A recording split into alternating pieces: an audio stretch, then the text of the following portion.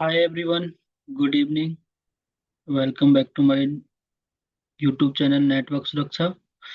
तो आज हम समझेंगे user based policy in FortiGate कि FortiGate फायरवॉल में यूजर बेस्ड पॉलिसी कैसे कॉन्फ़िगर करते हैं एंड उसका यूज कैसे होता है। अब तक हम आईपी बेस्ड पॉलिसी देखते आए थे एंड आईपी बेस्ड पॉलिसी के थ्रू ट्रैफिक पास करते आए थे और हमने देखा भी होगा ऐसे नेटवर्क्स में। बट यूजर बेस्ड पॉलिसी कैसे काम करती है आज वो हम समझेंगे। तो बेसिकली जो आईपी बेस्ड पॉलिसी हुआ करती हैं वो simple source IP, destination IP and what is the service, उस बेस पे काम करती है, right. But user based policy इन सब parameters, source IP, destination IP, service, इन सब के साथ साथ यूजर भी देखती है कि जो यूजर मेरे पास में रिक्वेस्ट लेके आ रहा है वो यूजर ऑथराइज है या कोई अननोन यूजर रिक्वेस्ट लेके आ रहा है। जब जब यूजर फायरवॉल के थ्रू वैलिडेट हो जाता है कि हाँ ये यूजर ऑथेंटिकेटेड या ऑथराइज यूजर है, देन उसको नेटवर्क का एक्सेस मिलता है, अदरवाइज उसकी रिक्वेस्ट डिनाई हो जाती है। तो इस केस में होता क्या है, दो तरह की ऑथेंटिकेशन होती है, दो तरह की यूजर ऑथेंटिकेशन होती है। One is local authentication, second is remote authentication. ऐसी डिवाइसेस जो जो अपने डेटाबेस में यूजर रिपोजिटरी मेंटेन कर सकती हैं, वहां पर हम लोकल यूजर ऑथेंटिकेशन कर सकते हैं। बट वो डिवाइस जिनके पास में लिमिटेड कैपेसिटी होती है यूजर्स डेटाबेस मेंटेन करने की, तो उस केस में हम रिमोट ऑथेंटिकेशन यूज करते हैं। And you know, remote authentication के लिए कई कई सर्वर्स होते हैं, कई ऐसी डिवाइसेज हैं, कई ऐसे टूल्स हैं जो यूजर रिपोजिटरी मेंटेन करते हैं, जैसे active directory, RADIUS, TACACS, ISE, right. ये क्या है, अपने पास में यूजर का डेटाबेस रखते हैं, रिपोजिटरी मेंटेन करते हैं, ग्रुप्स मेंटेन करते हैं। एंड इनके थ्रू अगर कोई, इनके पास में कोई रिक्वेस्ट आती है किसी डिवाइस के थ्रू, देन ये वैलिडेट करते हैं एंड ऑथराइज कर देते हैं यूजर रिक्वेस्ट को, राइट। बिकॉज इनके पास में ही वो आइडेंटिटी है, यूजर आइडेंटिटी अवेलेबल है। तो समझाएंगे, सबसे पहले आज हम समझेंगे local user authentication in FortiGate firewall. Then next video में समझेंगे remote user authentication, I mean user authentication via remote authenticators. Okay. So simple, अगर मैं आईपी बेस्ड पॉलिसी की बात करता हूँ तो सिंपल पॉलिसी में incoming interface, outgoing interface, source IP, destination IP and service. Firewall policy and action, and अगर traffic internet के लिए जाना है, definitely net must be enabled. Without net private IP can not travel in public network, right. So network बहुत mandatory है अगर request internet के लिए आ रही है, राइट। सो अभी ये सिंपल इंटरनेट पॉलिसी है एंड ये मेरा लैन पीसी है। अगर मैं इंटरनेट ब्राउज करता हूँ तो सिंपली यहाँ इंटरनेट ब्राउज हो जाएगा बिना किसी ऑथेंटिकेशन मांगे। ऑथेंटिकेशन मांगे इन द सेंस, क्योंकि अभी मेरा जो फायरवॉल के थ्रू है ट्रैफिक, वो प्योरली आईपी बेस्ड ट्रैफिक है, not any user based, right. So अगर मैं बात करता हूँ, अगर मैंने यहाँ पे facebook.com डाला, कुछ भी डाला, तो facebook.com सिंपल ब्राउज हो जाएगा।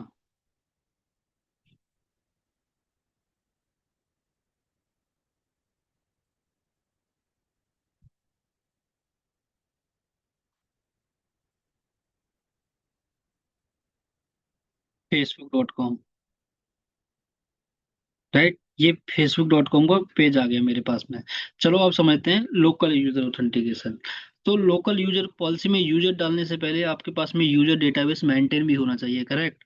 तो FortiGate फायरवॉल में एक एक सेक्शन है यूजर एंड ऑथेंटिकेशन। यहाँ पे आप लोकल यूजर बना सकते हो एंड रिमोट सर्वर्स भी, रिमोट यूजर सर्वर्स भी इंटीग्रेट कर सकते हो FortiGate फायरवॉल के थ्रू। तो समझते हैं सबसे पहले लोकल यूजर फॉर इंटरनेट और वीपीएन, मल्टीपल पर्पजेज के लिए यूज हो सकता है। बट आज हम समझेंगे यूजर कैसे बनाते हैं और उसको कैसे पॉलिसी में कॉल करते हैं। मान लो आज की डेट में मैं यूजर बनाता हूँ। जैसे ही यूजर एंड ऑथेंटिकेशन में जाता हूँ, यूजर डेफिनेशन पे क्लिक करता हूँ एंड क्रिएट न्यू करता हूँ। क्रिएट न्यू करने के बाद में मेरे पास में कई सारे ऑप्शन है कि आपको जो यूजर क्रिएट करना है वो लोकल यूजर रहेगा आपका, या रिमोट यूजर है वाया रेडियस, या रिमोट यूजर है वाया टैकेक्स, या रिमोट यूजर है वाया एलडैप, या एफएसएस यूजर, या नैक यूजर, राइट। अपनी कंडीशन में अभी के लिए यूजर हमारा लोकल रहेगा। Okay, select as local user and next. And now it is asking the user name and password. सो आप लोकल ऑथेंटिकेशन करने जा रहे हैं, आपके पास में कोई रिमोट सर्वर नहीं है, तो डेफिनेटली आपको यूजर नेम और पासवर्ड यहाँ डिफाइन करने पड़ेंगे जो आप अपने सर्विस यूज के लिए यूज करने वाले हो। अभी के लिए टेस्टिंग के लिए मैंने बोला यूजर रहेगा टेस्ट एडमिन, एंड इसके लिए मैं पासवर्ड रख देता हूँ एडमिन @123। Okay, and next. अगर इस पे आपको टू फैक्टर ऑथेंटिकेशन इनेबल करनी है, ऑथेंटिकेशन में भी टोकन एक क्लाउड, अभी के लिए हम कुछ इनेबल नहीं करते, इसको डिसेबल रखते हैं। मैं 2FA बताऊंगा। MFA बेसिकली होता है ये purpose, 2FA already user name and password है। अगर आप उस पर यूजर सिक्योरिटी के लिए एक और सिक्योरिटी लेयर ऐड करना चाहते हैं, देन आप फैक्टर ऑथेंटिकेशन यूज कर सकते हैं, that is called multi factor authentication. Submit user account status enable. It means the user is active now and submit. So ये एक तरीका है हम यूजर कैसे क्रिएट कर सकते हैं। अगर आपके पास में मान लो 50 यूजर हैं, 60 यूजर हैं, देन उनको पॉलिसी में कॉल करना है, तो बेटर है आप एक ग्रुप बना लो। तो अब के लिए अभी के लिए मैं एक ग्रुप भी क्रिएट करता हूँ। ग्रुप क्रिएट करूंगा, go in the user and authentication, then user groups, create new, and group का नाम मैं बोल रहा हूँ, ग्रुप का नाम है internet users. Internet users, right. अगर ये पूछ रहा है यूजर टाइप क्या रहेगा, जो ग्रुप का टाइप फायरवॉल है या FSS हो या RSS हो या गेस्ट है, अभी मेरे फायरवॉल यूजर्स हैं क्योंकि मैंने यूजर फायरवॉल में ही क्रिएट करे, राइट। सो एंड ग्रुप का क्या काम होता है, मल्टीपल ऑब्जेक्ट्स को स्टोर करना ग्रुप का काम होता है, राइट। चाहे वो सर्विस एड्रेस हो, चाहे वो एड्रेस ग्रुप हो, कोई सा भी ग्रुप हो, मल्टीपल ऑब्जेक्ट्स को स्टोर करता है, सिंपल। तो अपने केस में यूजर ग्रुप क्रिएट कर रहे हैं, तो यानी मल्टीपल यूजर्स को स्टोर करेगा ये। अभी के लिए हमने टेस्ट एडमिन बनाया हुआ है। टेस्ट एडमिन सेलेक्ट करते हैं, अगर मान लो मेरे पास में 50 यूजर होते तो मैं 50 यूजर्स को रिक्वायर्ड जो भी ग्रुप्स में, रिलेवेंट ग्रुप्स में कॉल कर देता। अभी के लिए एक यूजर, तो एक यूजर कॉल किया मैंने, सिंपल। यूजर ग्रुप भी क्रिएट हो गया अपना इंटरनेट यूजर्स के नाम से, जिसमें अभी मेंबर है टेस्ट एडमिन। इसका रेफरेंस कहीं नहीं है, जीरो का मतलब है ये कहीं यूज नहीं हो रहा है। चलो इसको हम पहले पॉलिसी जो ऑलरेडी IP बेस्ड पॉलिसी बनी हुई है उसमें कॉल करेंगे। तो पॉलिसी को सबसे पहले एडिट करते हैं एंड उसका मतलब समझते हैं सबसे पहले। जो अभी करंट में पॉलिसी बनी हुई है, इनकमिंग इंटरफेस आपका लैन है, आउटगोइंग इंटरफेस आपका WAN1 and WAN2, right. And source में देखेंगे आप ऑल है, all means all IPv4 0000 IPs, right. But 000/0 का मतलब ये नहीं है कि ऑल IPs। अगर आपने इनकमिंग इंटरफेस जो इंटरफेस सेलेक्ट किया है, तो ऑल में केवल वही कंसीडर हो सकते हैं जो इस लैन पोर्ट नंबर 3 से रीचेबल है, राइट। जो IP पोर्ट नंबर 3 से रीचेबल ही नहीं है, राउटेबल नहीं है पोर्ट नंबर 3 से, वो IP as a source consider ही नहीं हो सकती, फायरवॉल ही नहीं लेगी उसको। वो IP जो पोर्ट नंबर 3 से रीचेबल ही नहीं है, reachable in the sense routable नहीं है, वो IP फायरवॉल में पोर्ट नंबर 3 से इवन एंट्री भी नहीं ले सकती है। सो all IPs will be applicable only the those are related to port number 3। चलो मैं एग्जांपल के लिए राउटिंग दिखा देता हूँ। अगर मैं get router info routing table details 10.1.2.10 IP करता हूँ, this is my IP from the existing LAN network, right. So अभी आपको दिखेगा ये पोर्ट नंबर 3 से डायरेक्टली कनेक्टेड है। अगर मैं इसी की मिलती जुलती IP .3 ले लूँ जो मेरे पोर्ट नंबर 3 से रीचेबल ही नहीं है, तो ये पोर्ट नंबर 3 से राउटेबल भी नहीं होगी, राइट। आप देखोगे पोर्ट नंबर 3 से 3.10 रीचेबल ही नहीं है, यानी ये पोर्ट नंबर 1 और पोर्ट नंबर 2 वैन 1 वैन 2 से दिख रहा है। तो जो ऑल है, ऑल अप्लीकेबल होता है ओनली फॉर इनकमिंग इंटरफेस के अकॉर्डिंग। अगर इनकमिंग इंटरफेस से जो सबनेट रीचेबल है, जो IP राउटेबल है, वही केवल एज ए सोर्स ऑल में कंसिडर हो सकता है, अगर आपने स्पेसिफाई नहीं किया है तो अभी के केस में ऑल में हमारा केवल लैन जो डायरेक्टली कनेक्टेड है 10.1.2.0/24 वही सबनेट कंसिडर हो सकता है ऑल में, चाहे आपको कितनी भी नेटवर्क हो, बट वो राउटेबल ही नहीं है पोर्ट नंबर 3 से, देन वो ऑल में कंसिडर नहीं होंगे, right. Similar for the restriction, आपने ऑल कर दिया बट ऑल कंसिडर होंगे जो WAN1 एंड WAN2 से रीचेबल होंगे, एंटर इंटरनेट में बोलता हूँ, right. And service schedule and net enable. इसमें सोर्स कहाँ डालते हैं अब समझो। रिक्वेस्ट कौन इनिशिएट करेगा इंटरनेट की? डेफिनेटली सोर्स करेगा, राइट। सो सोर्स के कॉलम में, सोर्स वाले सेक्शन में हमारे पास में एड्रेसेस के साथ साथ एक यूजर टैब भी आता है, राइट। कि यूजर आईपी है, आईपी के साथ मान लो कोई यूजर रिक्वेस्ट लेके आ रहा है तो क्या होगा। ठीक है, तो मैंने अभी इंटरनेट ग्रुप बनाया था, उसमें ये यूजर कॉल कर दिया एंड सेटिंग अप्लाई कर दी, राइट। अब होगा क्या? फायरवॉल पॉलिसी को दोबारा समझने की ट्राई करते हैं, अब कैसे काम करेगी। कि पॉलिसी का नाम है लैन आउटबाउंड। लैन पोर्ट नंबर 3 से ट्रैफिक इन होता है फायरवॉल पे, एंड राउटिंग के अकॉर्डिंग डिसाइड होता है कि ये जो डेस्टिनेशन है पोर्ट 1 या पोर्ट 2 से आउट होगा, ओके। सोर्स क्या है मेरा? सोर्स आईपी सबसे पहले देखेंगे। अगर मेरी सोर्स आईपी आती है, किसी भी आईपी से रिक्वेस्ट लेके आती है, बट इन पर्टिकुलर यूजर्स से रिक्वेस्ट लेके आती है, देन ये पॉलिसी मैच करेगी विद डेस्टिनेशन ऑल, राइट। अगर आईपी उसी नेटवर्क की पोर्ट नंबर 3 से जो राउटेबल है, बट यूजर इस पॉलिसी मैच नहीं कर रहा है, देन ये पॉलिसी मैच नहीं करेगी। देन वो नेक्स्ट पॉलिसी चेक करेगा, क्या कोई पॉलिसी इस ट्रैफिक के लिए अप्लीकेबल है या नहीं। अगर कोई पॉलिसी उसको अप्लीकेबल नहीं मिलती उस मैचिंग ट्रैफिक के लिए, देन वो इम्प्लिसिट डिनाई पॉलिसी से ट्रैफिक डिनाई हो जाएगा डेफिनेटली।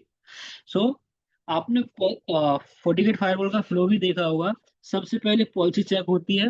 पॉलिसी में अगर वो डिटेक्ट होता है कि ये यूजर बेस्ड पॉलिसी है एंड रिक्वेस्ट जो आई है वो किसी यूजर के थ्रू आई हुई है, यूजर के साथ आईपी के साथ साथ यूजर भी आया हुआ है, देन वो क्या करता है? जंप करता है यूजर ऑथेंटिकेशन के लिए। सबसे पहले वो यूजर ऑथराइजेशन के लिए रिक्वेस्ट, अगर लोकल है तो लोकल देखेगा। समझो उसने क्या किया, उसने यूजर, उससे मिल गया कि ये यूजर रिक्वेस्ट लेके आया है, तो यूजर ऑथेंटिकेशन के लिए जैसे जाएगा वो, तो यूजर ऑथेंटिकेशन में सबसे पहले वो आइडेंटिफाई करेगा ये यूजर लोकली है या रिमोट सर्वर के थ्रू आ रहा है मेरे पास। लोकली है तो फायरवॉल खुद उसकी क्रेडेंशियल वैलिडेट करेगी। अगर रिमोटली है तो क्या होगा, रिमोट सर्वर के पास में फोर्टीगेट फायरवॉल रिक्वेस्ट को फॉरवर्ड कर देगी एंड उस रिमोट टूल से पूछेगी जहां पर वो यूजर डेटाबेस मेंटेन है कि भैया मेरे पास में ये रिक्वेस्ट आई है, आप एक बार वैलिडेट करो एंड इसको ऑथराइज करो कि हाँ ये जो यूजर नेम पासवर्ड लेके आ रहा है ये आपके डेटाबेस के अकॉर्डिंग करेक्ट है या नहीं है।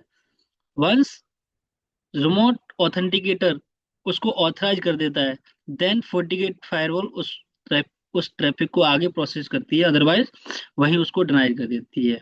सो अभी के लिए हमने क्या किया, एक यूजर बना के एक इंटरनेट पॉलिसी में यूजर बेस्ड पॉलिसी क्रिएट कर दी है। अभी इसका ट्रैफिक बिहेवियर समझेंगे एंड मशीन पे। सो this is my and machine and let me refresh the tab. अगर इसने यहीं पे यूजर नेम पासवर्ड मांगा देन ओके, अदरवाइज हम क्या करेंगे, प्राइवेट विंडो में ट्राई करेंगे इसको। प्राइवेट विंडो में डेफिनेटली काम करेगा, क्योंकि हो सकता है ये कैसे ले एग्जिस्टिंग, इसलिए। ओके,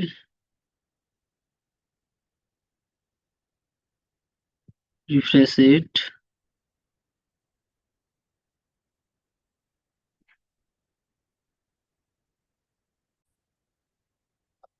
के लिए मैंने वो सेम एग्जिस्टिंग टैब रिफ्रेश करी, देन इसने एक नया पेज दे दिया, open network login page, right. So मैं इसको अभी लॉगिन करता हूँ, देन ये क्या पूछता देखते हैं। You must log in to the network before you can access the internet. इसका मतलब है कि इस सिस्टम के लिए यूजर बेस्ड पॉलिसी एनफोर्स हो रखी है। सबसे पहले आपको लॉग इन करना पड़ेगा नेटवर्क को, देन इंटरनेट एक्सेस कर सकते हैं आप, राइट। सो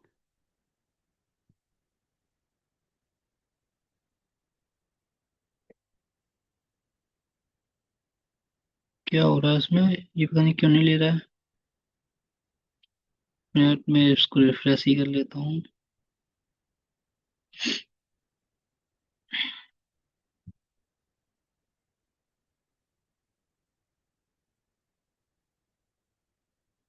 राइट, इसने क्या है, यूजर नेम पासवर्ड मांग लिए हैं। क्यों? क्योंकि ये यूजर एक्टिव ऑथेंटिकेशन हो रही है, आप देखोगे तो ये रिक्वेस्ट किसके पास गई, गेटवे के पास, इस सिस्टम के गेटवे के पास 10.1.2.1 कॉलन 1000 पोर्ट नंबर। ये क्या है, फोर्टीगेट के कैप्ट पोर्टल का एक डिफाइंड यूजर है, सॉरी डिफाइंड यूआरएल है, कि अपने लैन गेटवे पर 1000 पोर्ट के साथ में रिक्वेस्ट जाती है कैप्टिव पोर्टल की, राइट। सो 10.1.2 है क्या, ये मेरे लैन इंटरफेस पे आईपी कॉन्फ़िगर है। इस लैन इंटरफेस के नेटवर्क के लिए कैप्टिव पोर्टल यानी यूजर ऑथेंटिकेशन इनेबल हो गई है। विद 1000 पोर्ट अगर कॉलन यूज करोगे आप, तो ऑटोमेटिक आपके पास में कैप्टिव पोर्टल इनेबल हो जाएगा। अब आपको यूजर नेम पासवर्ड देने की नीड है इस पे।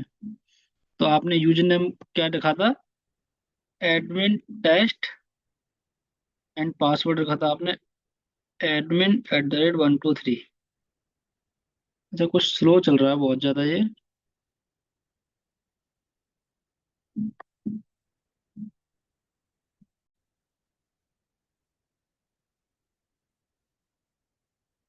पासवर्ड था इसका ADMIN@123। यूजर नेम एक बार वेरीफाई कर लेता हूँ, टेस्ट एडमिन था या एडमिन टेस्ट। यूजर था टेस्ट एडमिन, राइट। मैं अभी एडमिन टेस्ट यूज कर रहा था।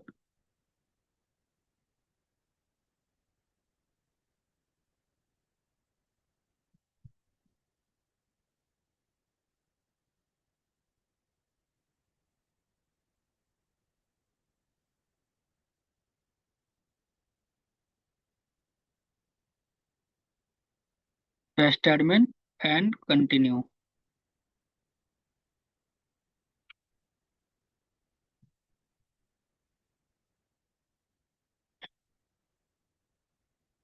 अब देखते हैं, गूगल वगैरह एक्सेस होता नहीं होता। अगेन ये लॉगिन पेज मांग रहा है। The connection was reset, server was reset to पर लोडिंग। अच्छा, इसको एक बार ना प्राइवेट विंडो में एक्सेस करके देखते हैं, प्राइवेट विंडो में क्या बिहेवियर है इसका। New private window and google.com login page, advance, sorry login, add login page, test admin, एडमिन@123।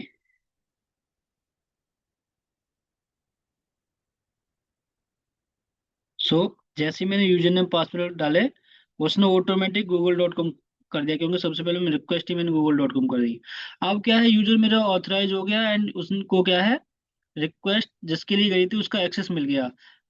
अब एक बार यूजर ऑथराइज करने की नीड होती है, बार बार नहीं। अब मैं मान लो facebook.com डालता हूँ, कोई दूसरा इंटरनेट का यूआरएल एक्सेस करता हूँ, तो वो इमीडिएटली एक्सेस हो जाएगा। अब मुझे दोबारा ऑथेंटिकेशन की नीड नहीं पड़ेगी, क्यों? क्योंकि फायरवॉल ऑलरेडी उस यूजर को ऑथराइज कर चुकी है, ऑथराइज कर चुकी है। ठीक है, वो कितने टाइम के लिए कर चुकी है, वो ऑथराइज यूजर हमें FortiGate में कहाँ दिखेगा कि ये ऑथराइज हो गया नहीं हो गया, कितनी देर से ऑथराइज है, ये भी देखेंगे। तो इस रूल के हिसाब से यूजर ऑथराइज हो गया। इसका मैचिंग ट्रैफिक भी देख सकते हैं हम। पॉलिसी को राइट क्लिक करेंगे and show matching logs, show matching logs करेंगे तो ये हमें रीडायरेक्ट करेगा। देन देखेंगे हम कि 26 दिसंबर को 8:49 पे रिक्वेस्ट हुई टेस्ट एडमिन यूजर से। इसकी सोर्स आईपी थी 10.1.2.10। इसने facebook.com google.com को रिक्वेस्ट करी थी, HTTPS यानी ब्राउजर बेस्ड ट्रैफिक था, पॉलिसी थी लैन टू आउटबाउंड। अगर इसको और मोर डिटेल में जानेंगे, तो simple right click, sorry double click करो, उसमें और मोर इन्फॉर्मेशन मिल जाएगी। नेट टाइप क्या रहा था, उसका सोर्स नेट है, सोर्स आईपी क्या थी, सोर्स नेट, नेट आईपी क्या थी, किस इंटरफेस से ट्रैफिक इन हुआ था, क्या पीसी था, राइट, क्या पीसी का सोर्स का ओएस था, क्या यूजर था, कौन से ग्रुप में एग्जिस्ट करता था यूजर, क्या डेस्टिनेशन था, किस पोर्ट पर रिक्वेस्ट गई थी, किस डेस्टिनेशन कंट्री के लिए थी, राइट। सो आपको डिटेल इन्फॉर्मेशन यहाँ मिल जाती है, बट अपना मोटिव है सबसे पहले यूजर समझना कि यूजर कहाँ मिलेगा। तो डैशबोर्ड में जाओ, then the users and devices, right. यहाँ पे आपको दिखेगा फायरवॉल यूजर के नाम से, अभी आपको एक काउंट आ रहा है, यानी एक ऑथराइज यूजर फायरवॉल ने कर दिया है। तो यूजर नेम था टेस्ट एडमिन, उसको आईपी ये मिली थी, ग्रुप था इंटरनेट ग्रुप, एंड कितनी देर से, 1 मिनट 51 सेकेंड से ये यूजर एक्टिव है, यानी ऑथराइज हो रखा है। ट्रैफिक कितना निकल चुका है अब तक, इस यूजर ने यूज कर रखा है 1.41 MB। मेथड क्या था, फायरवॉल, यानी लोकल यूजर है फायरवॉल का, कोई रिमोट ऑथेंटिकेटर के थ्रू ऑथराइज नहीं हुआ यूजर, फायरवॉल ने खुद किया है इसको ऑथराइज। अगर मैं इसको रिफ्रेश करता हूँ, देन कुछ ना कुछ वॉल्यूम एंड टाइम तो बढ़ेगा उसका। तो 2 मिनट 20 सेकंड्स हो गए हैं। अगर अगर मैं इसको लॉग आउट करना चाहता हूँ यूजर को, तो यहाँ से फोर्सफुली लॉग आउट भी कर सकता हूँ, but ideal authentication time out इसका क्या है, वो हम अगेन फोर और यूजर ऑथेंटिकेशन में समझेंगे। ऑथेंटिकेशन सेटिंग, इसका जो डिफॉल्ट टाइम आउट है वो 5 मिनट है। अगर यूजर 5 मिनट के लिए आइडल हो गया तो ये यूजर ऑटोमेटिक लॉग आउट हो जाएगा इस मशीन से। अगर विद इन 5 मिनट अगर इस मशीन ने ट्रैफिक इनिशिएट कर दिया, देन वो यूजर एक्टिव कंसीडर होगा। यानी यूजर की पैसिवनेस टेस्ट होती है 5 मिनट्स तक। अगर 5 मिनट तक यूजर कंटिन्यूस पैसिव है, आइडल पड़ा हुआ है, कोई ट्रैफिक इनिशिएट नहीं हो रहा, तो जो यूजर हम डैशबोर्ड अंदर में यूजर एंड डिवाइसेस में देख रहे हैं, एक्टिव यूजर, वो आपको यहाँ से लॉग आउट फायरवॉल कर देगी, क्योंकि ये यूजर पैसिव है, इससे कोई ट्रैफिक इनिशिएट नहीं हो रहा है। So this is how we can implement user based policy in FortiGate firewall, especially for the local users, right. अगर आपके पास में लिमिटेड यूजर्स हैं, 15-20 यूजर्स हैं, आप चाहते हो मैं फायरवॉल के थ्रू वो यूजर मेंटेन करता रहूंगा, दैट इज ओके। आप फायरवॉल पर लोकल यूजर क्रिएट कर सकते हैं एंड उनको इंटरनेट एक्सेस दे सकते हैं। Not the internet access, internet access देना है, बट वीपीएन है आपका, वीपीएन के लिए आप एक्सेस दे सकते हो उन यूजर्स को, ठीक है। अगली वीडियो में हम समझेंगे रिमोट ऑथेंटिकेशन के थ्रू कोई यूजर कैसे ऑथेंटिकेट होता है एंड उसको इंटरनेट सर्विसेज कैसे मिलती हैं थ्रू FortiGate फायरवॉल। जब तक के लिए बाय, ओके, थैंक यू।